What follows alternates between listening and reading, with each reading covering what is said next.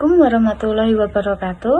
Kami dari kelompok 2 yang beranggotakan yang pertama ada Astria Febrianti Kusumawardani, dan yang kedua ada saya sendiri Dina Dwi Sylvia Lorenza, dan yang ketiga ada Mutiara Novia Yuanti.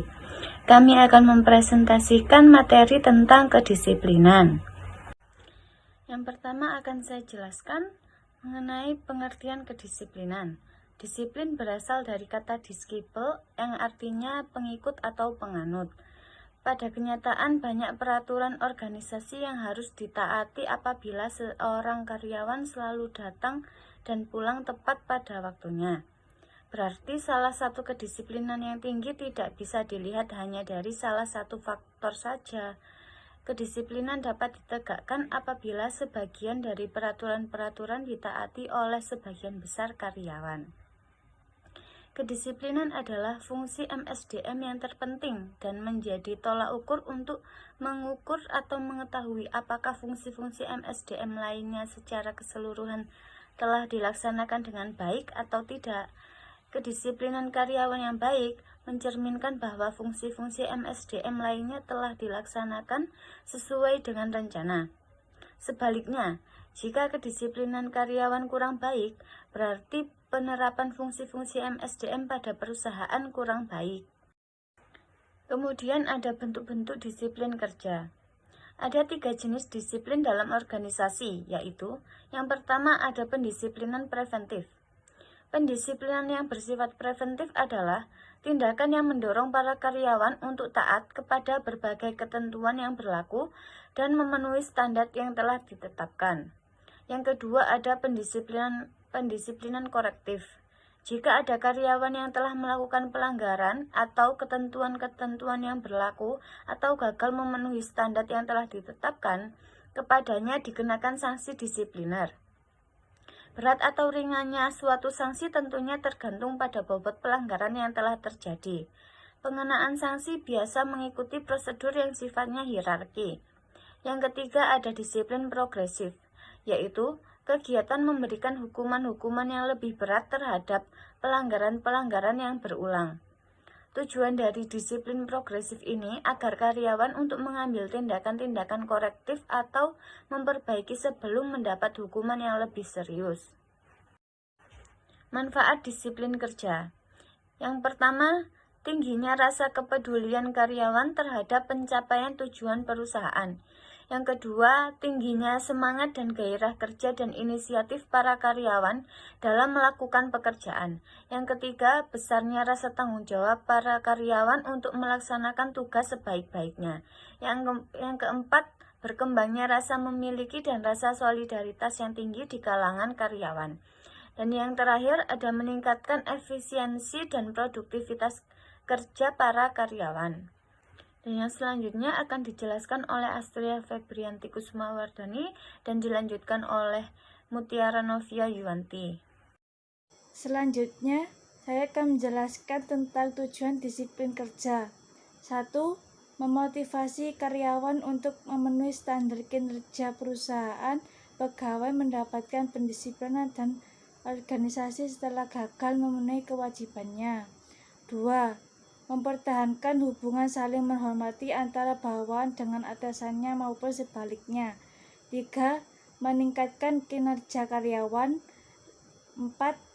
Meningkatkan moral, semangat kerja, etos kerja secara efektivitas dan efisiensi kerja. 5. Meningkatkan kedamaian industrial dan kekeluargaan organisasi. Pendekatan disiplin kerja. Ada 3 pendekatan disiplin kerja, yaitu 1. Pendekatan disiplin modern. Pendekatan disiplin modern yaitu mempertemukan sejumlah keperluan atau kebutuhan baru di luar hukum. 2. Pendekatan disiplin dengan tradisi. Pendekatan disiplin dengan tradisi yaitu pendekatan disiplin dengan cara memberikan hukuman. 3. Pendekatan disiplin bertujuan untuk berasumsi bahwa disiplin kerja harus dapat diterima dan dipahami oleh semua pegawai. Disiplin bukanlah suatu hukuman tetapi merupakan pembentukan perilaku. Selanjutnya, saya akan menjelaskan tentang contoh hukuman kecil, sedang, dan berat. 1. Hukuman disiplin ringan ada 3, yaitu 1. Peringatan lisan, 2. Pernyataan tertulis, 3. Pernyataan ketidakpuasan oleh atasan secara tertulis, 2. Hukuman disiplin sedang ada 3, yaitu 1. Penundaan kenaikan gaji berkala untuk paling lama 1 tahun, 2. Penurunan gaji sebesar 1 kali kenaikan gaji berkala untuk paling lama 1 tahun, 3. Penundaan kenaikan pangkat paling lama 1 tahun, 3. Hukuman disiplin berat ada 3, yaitu pembebasan dari jabatan, 2. Penurunan pangkat, 3. Pemberhentian sementara. Indikator-indikator kedisiplinan. 1. Tujuan dan kemampuan. Tujuan dan kemampuan ikut mempengaruhi tingkat kedisiplinan karyawan. Tujuan yang akan dicapai harus jelas dan ditetapkan secara ideal serta cukup menantang bagi kemampuan karyawan.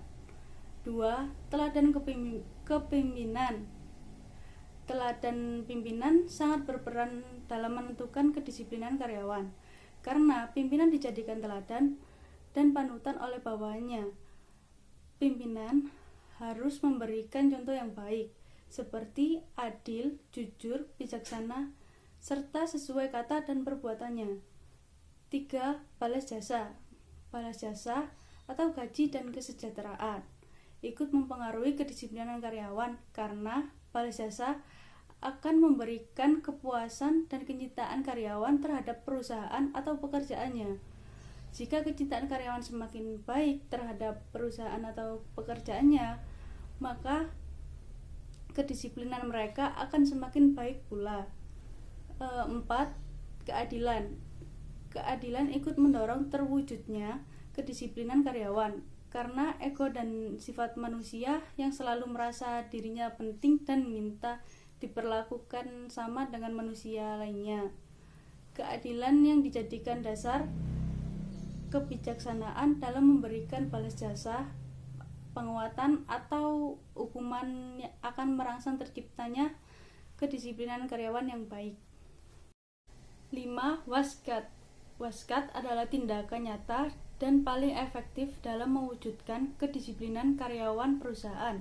Dengan waskat, berarti atasan harus aktif dan langsung mengawasi perilaku, moral, sikap, gairah kerja, dan prestasi kerja bawahannya. 6. Sanksi hukuman. Sanksi hukuman berperan penting dalam memelihara kedisiplinan karyawan. Dengan sanksi hukuman yang semakin berat, karyawan akan semakin takut melanggar peraturan-peraturan perusahaan, sikap dan perilaku indisipliner karyawan akan berkurang. 7. Ketegasan. Ketegasan pimpinan dalam melakukan tindakan akan mempengaruhi kedisiplinan karyawan perusahaan. Pimpinan harus berani dan tegas bertindak untuk menghukum setiap karyawan yang indisipliner sesuai dengan sanksi hukuman yang telah ditetapkan oleh perusahaan. 8. Hukuman kemanusiaan. Hubungan kemanusiaan yang harmonis di antara sesama karyawan ikut menciptakan kedisiplinan yang baik pada suatu perusahaan. Hubungan-hubungan baik bersifat vertikal maupun horizontal yang terdiri dari single direct relationship, direct group relationship, dan cross relationship hendaknya harmonis. Hanya itu yang bisa kami sampaikan, kurang lebihnya kami mohon maaf.